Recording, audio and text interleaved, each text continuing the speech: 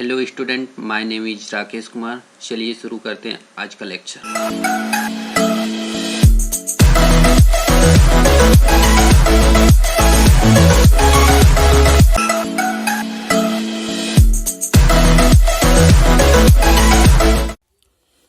आज हम लोग नया चैप्टर शुरू करने वाले हैं, स्ट्रक्चर एंड यूनियन। तो ये स्ट्रक्चर का पहला क्लास है जिसके बारे में हम डिस्कस करेंगे। स्ट्रक्चर की ज़रूरत क्या पड़ी है, स्ट्रक्चर होता क्या है, इन सब के बारे में, स्ट्रक्चर को डिफाइन कैसे करते हैं, इन सब के बारे में डिस्कस करेंगे। तो स्ट्रक्चर क्या होता है? स्ट्रक्चर एक यूजर डिफाइंड डेटा टाइप होता है। सी लैंग्वेज की बात करें तो स्ट्रक्चर एक यूजर डिफाइंड डेटा टाइप होता है जो डिफरेंट डेटा टाइप को कंबाइन करने का काम करता है। मान लीजिए मेरे पास 4 एलिमेंट हैं, किसी का नेम, किसी स्टूडेंट का नेम है, एज है, ब्रांच है। इन सबको अगर हम कंबाइन करना चाहें तो एक डेटा टाइप में कंबाइन कर सकते हैं। अगर नेम की बात करें तो नेम क्या होगा? तो नेम होगा कैरेक्टर टाइप का, एज क्या होगा? इंट टाइप का, और ब्रांच क्या होगा? कैरेक्टर टाइप का या स्ट्रिंग। तो कैरेक्टर स्ट्रिंग टाइप का है मान लीजिए मेरे पास ये तीनों। अगर इन तीनों को डिक्लेयर करना चाहें तो हम अलग अलग कर सकते हैं, लेकिन हम स्ट्रक्चर की मदद से इसको एक ग्रुप में कर सकते हैं डिफाइन। तो जो ग्रुप में डिफाइन करते हैं, एरे भी करते थे ग्रुप में डिफाइन, लेकिन एरे में क्या डिफरेंस होता था कि array is collection of same data type element. जो एरे में कलेक्शन होता था, अगर इंटीजर टाइप के सब एलिमेंट हैं तो हम उनको एक एरे में कंबाइन करते थे। मान लीजिए हमारे पास इंट ए 20 है, तो जो एरे में होता था कि सब इंटीजर डेटा टाइप के होते हैं, लेकिन यहाँ स्ट्रक्चर में क्या होगा?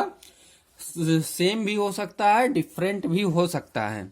ये डिपेंड करेगा जो हम डाटा यूज कर रहे हैं।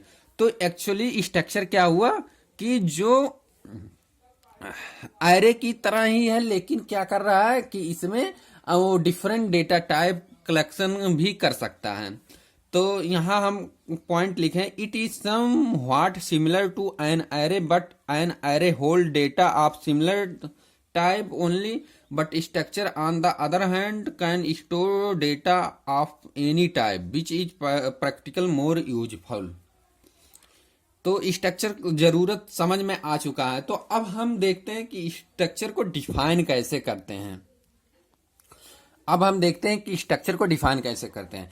तो स्ट्रक्चर को स्ट्रक्ट कीवर्ड को से डिफाइन करते हैं। जैसे हम इंटीजर को क्या करते थे? इंट कीवर्ड से, कैरेक्टर को कैर कीवर्ड से, फ्लोट टाइप को फ्लोट से, इस तरह से हम डिफाइन करते थे। तो स्ट्रक्चर को हम स्ट्रक्ट कीवर्ड से डिफाइन करते हैं। जो स्ट्रक्ट कीवर्ड के अंदर मेंबर होंगे वो सिमिलर प्राइमरी डेटा टाइप भी हो सकते हैं, ड्राइव डेटा टाइप। मतलब जो प्राइमरी डेटा टाइप कौन कौन से होते हैं? इंट, कैर, फ्लोट, वाइड, ये सब क्या होते हैं?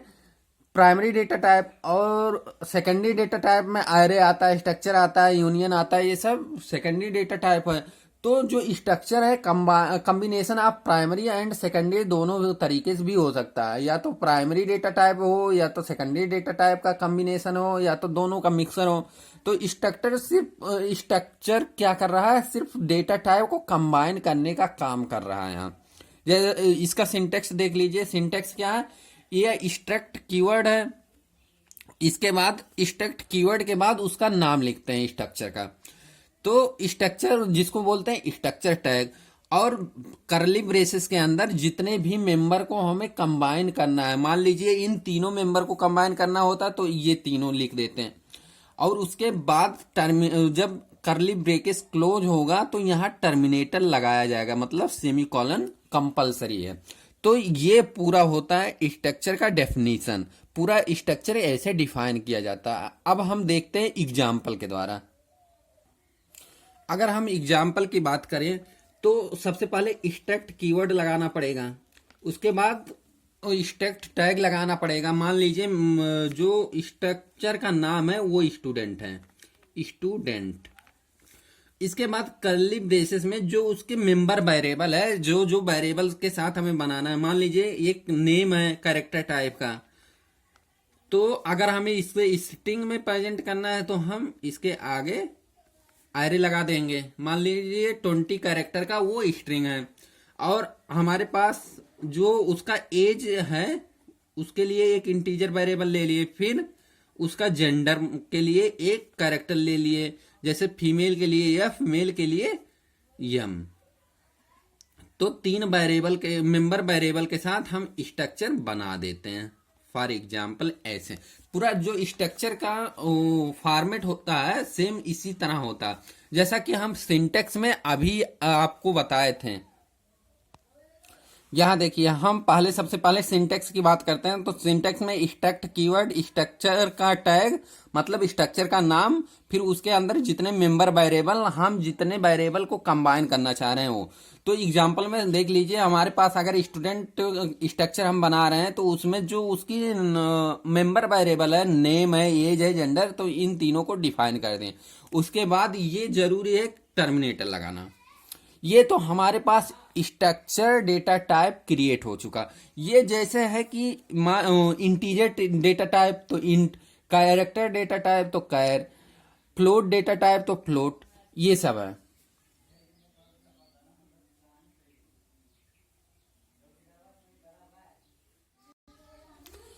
अगर हमें स्ट्रक्चर डेटा टाइप का यूज करना है तो अब हमें स्ट्रक्चर वेरिएबल डिक्लेयर करना पड़ेगा। तो अभी तक जो बना है वो सिर्फ स्ट्रक्चर डेटा टाइप बन चुका है। अब हम इस स्ट्रक्चर डेटा टाइप को, अब इसकी सहायता से हम इसके मदद से हम क्या करेंगे, स्ट्रक्चर वेरिएबल क्रिएट करेंगे। तो अगला हेडिंग क्या है, क्रिएटिंग स्ट्रक्चर वेरिएबल। जो स्ट्रक्चर वेरिएबल हम क्रिएट करते हैं वो 2 तरीके से क्रिएट करते हैं। पहला तरीका क्या है, डिक्लेयरिंग स्ट्रक्चर वेरिएबल सेपरेटली, अलग करते हैं, जो स्ट्रक्चर डेफिनेशन है उससे अलग करते हैं। दूसरा तरीका क्या है, हम इसी में करते हैं डिक्लेरेशन के साथ, डिफिनेशन के साथ ही वेरिएबल को हम क्रिएट करते हैं। तो सबसे पहले हम पहला तरीका देख लेते हैं, स्ट्रक्चर वेरिएबल को कैसे क्रिएट करते हैं। तो और एक बात हम बताना आप लोग भूल गए थे, जो हम स्ट्रक्चर डिफाइन करते हैं, स्ट्रक्चर और डेटा टाइप डिफाइन करते हैं, वो कहाँ करते हैं, ये मेन फंक्शन के पहले डिक्लेयर करते हैं। लेकिन जो हम स्ट्रक्चर वेरिएबल को क्रिएट करते हैं वो मेन फंक्शन के अंदर क्रिएट करते हैं। हमें लगता है कि समझ में आ चुका होगा। जो ये स्ट्रक्चर डेटा टाइप है इसको हम कहाँ क्रिएट करते हैं, मेन फंक्शन के पहले, और जो स्ट्रक्चर वेरिएबल क्रिएट करते हैं वो मेन फंक्शन के अंदर करते हैं। तो सबसे पहले हम देखते हैं कि स्ट्रक्चर वेरिएबल कैसे क्रिएट करते हैं, अलग स्ट्रक्चर डेफिनेशन से अलग कैसे क्रिएट करते हैं। तो जो स्ट्रक्चर डेफिनेशन है, ये मान लीजिए मेरे पास वहीं ऊपर वाला जो ये वाला स्ट्रक्चर डेफिनेशन है, इसी के रिस्पेक्ट में हमें स्ट्रक्चर वेरिएबल क्रिएट करना है। तो मेन फंक्शन के अंदर क्या करते हैं, स्ट्रक्ट स्टूडेंट, अगर हमें 2 वेरिएबल क्रिएट करना है S1 S2 तो हम इस तरह से लिख देते हैं। यहाँ ये क्या है, स्ट्रक्चर वेरिएबल का नेम है, और ये क्या है, स्ट्रक्चर टैग है, मतलब स्ट्रक्चर का नाम है, और ये क्या है, स्ट्रक्ट कीवर्ड, मतलब स्ट्रक्चर के लिए स्ट्रक्ट कीवर्ड यूज कर रहे हैं। अगर हमें 2 वेरिएबल क्रिएट करना है, स्ट्रक्चर वेरिएबल क्रिएट करना है तो S1 कामा S2। अगर हम दूसरा नाम डालना चाहें जैसे ABC या नम या कॉम्बिनेशन, ऐसा कुछ भी, मतलब जो नाम हम लिखना चाहते हैं स्ट्रक्चर वेरिएबल का वो लिख सकते हैं। ये कोई जरूरी नहीं है कि हमें S1 S2 लिए हैं तो आप लोग समझिए कि S1 S2 ही हो सकता है, ऐसा नहीं। तो जो ये स्ट्रक्चर डेफिनेशन है ये कहाँ होगा, मेन फंक्शन जो हम बनाते हैं उसके पहले होगा, और ये कहाँ होगा, ये स्ट्रक्चर वेरिएबल जो क्रिएट किए हैं ये मेन फंक्शन के बाद। जैसे हम इंट क्रिएट करते हैं, इंट को डिक्लेयर करते थे इंट a = 10, तो उसी तरह हम स्ट्रक्चर को भी मेन फंक्शन के अंदर डिक्लेयर करते हैं, मतलब क्रिएट करते हैं हम। इसके बाद अब हम चलते हैं दूसरे तरीके पे कि दूसरे तरीके से कैसे क्रिएट करते हैं। तो ये है मेरा दूसरा तरीका। दूसरा तरीका क्या है, declaring structure variable with in structure definition. जहां स्ट्रक्चर डेफिनेशन हम क्रिएट कर रहे हैं उसी के साथ ही हम स्ट्रक्चर वेरिएबल क्रिएट कर सकते हैं। उसके लिए क्या है, जो ये है मेरा क्या है, स्ट्रक्चर डेफिनेशन है। तो अगर हमें 3 स्ट्रक्चर वेरिएबल को क्रिएट करना है, 2 स्ट्रक्चर वेरिएबल को क्रिएट करना है, तो डायरेक्ट जहां ब्रेसेस खत्म हो रहा, अब यहां टर्मिनेटर नहीं लगाएंगे। तो टर्मिनेटर के पहले ही S1 कामा S2 फिर टर्मिनेटर लगा देंगे। इसे चाहे तो हम नेक्स्ट लाइन में S1 कामा S2 टर्मिनेटर के साथ कर सकते हैं। वो तो प्रोग्रामिंग के ऊपर डिपेंड है कि कौन सा प्रोग्रामिंग हम फॉलो कर रहे हैं, हम ब्रेसेस उसी लाइन में लगाते हैं या अलग लाइन में लगाते हैं, वो तो कंपाइलर थोड़ी ना ये देखता है। ये तो स्ट्रक्चर वो अपने ऊपर लिखने का फंक्शन है कि हम ब्रेसेस यहाँ लगाते हैं कि यहाँ लगाते हैं, ये तो अपने टाइपिंग के ऊपर है। तो हम S1 और S2 कहाँ डेफिनेशन के साथ ही स्ट्रक्चर वेरिएबल को क्रिएट करते हैं। तो जो इन दोनों में परफेक्ट तरीका है वो पहला तरीका है। हम एक्चुअली पहले तरीकों को ज्यादा लेके क्रिएट करते हैं, क्योंकि जो पहला तरीका क्या है कि इसको हम कहाँ करते हैं, मेन फंक्शन के ऊपर, और इसको कहाँ करते हैं, मेन फंक्शन के बाद। तो इससे क्या होता है, अगर हमें कुछ चेंज करना होता है, कोई अलग से ऐड करना होता है, तो हम यहां जाके पर्टिकुलर ऐड कर सकते हैं, मेन फंक्शन के अंदर लाने की जरूरत ही नहीं पड़ती है। तो जो पहला तरीका है वो सबसे परफेक्टली तरीका है स्ट्रक्चर वेरिएबल को क्रिएट करने को। तो हम लोग स्ट्रक्चर वेरिएबल को क्रिएट कर चुके हैं। अब देखते हैं कि मेमोरी के रिस्पेक्ट में स्ट्रक्चर वेरिएबल कैसे काम कर रहा है। जो स्ट्रक्चर कीवर्ड है वो क्या है, combination of different type of data type है। तो इसके अंदर हम 3 डेटा टाइप क्रिएट किए हैं। कैर जो नेम को होल्ड कर रहा है, जिसकी लेंथ जिसकी साइज 20 है। तो ये जो साइज है ये 20 बाइट सीक्वेंस में होगा, क्योंकि ये एरे है। उसके बाद इंटीजर है 2 बाइट का, तो इंटीजर 2 बाइट का इस तरीके से करेगा। फिर कैरेक्टर क्या, कैरेक्टर जेंडर 1 बाइट का। तो टोटल कितना होगा, टोटल होगा 20, 2 22, 1 23। ये 23 बाइट मेमोरी में स्थान ऐसा एक्यूपाई करेगा सिर्फ S1 वेरिएबल के लिए।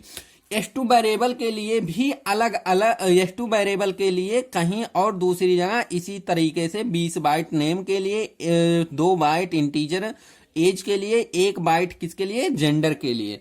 इस तरह से S2 के लिए 23 बाइट मेमोरी में स्थान ऑक्युपाई कहीं ना कहीं करेगा। जो ये सीक्वेंस है S1 के लिए, S1 वेरिएबल के लिए वो कॉन्सिक्यूट में होगा, लेकिन S2 के लिए भी कॉन्सिक्यूट में होगा। लेकिन S1 और S2 दोनों कॉन्सिक्यूट में हो सकते हैं, नहीं भी हो सकते। ये कोई जरूरी नहीं कि S1 यहाँ बन रहा होगा मेमोरी में तो S2 इसी के सामने बन रहा होगा। S2 कहीं भी बन सकता है, यहाँ यहाँ यहाँ, जहां स्पेस उसे मिलेगा मेमोरी में वहां क्रिएट कर लेगा अपना एड्रेस। तो हमें लगता है कि स्ट्रक्चर का जो बेसिक है वो समझ में आ गया। इस वीडियो में अभी तक हम लोग देखें क्या है कि स्ट्रक्चर होता क्या है, स्ट्रक्चर की जरूरत क्यों है, स्ट्रक्चर को डिफाइन कैसे करते हैं, स्ट्रक्चर वेरिएबल को कैसे क्रिएट करते हैं। इन 4 पॉइंट को अभी तक हम लोग देख चुके हैं। तो वीडियो के एंड करने से पहले इस वीडियो का QTV पूछ लेते हैं। इस वीडियो का QTV है कि जो ये स्ट्रक्चर क्या है, कीवर्ड है, इसके बाद जो ये स्टूडेंट लिखा है उसको क्या बोलते हैं। तो कमेंट सेक्शन में इस QTV का आंसर कमेंट करिए और इस वीडियो को ज्यादा से ज्यादा शेयर करिए। वीडियो देखने के लिए थैंक यू।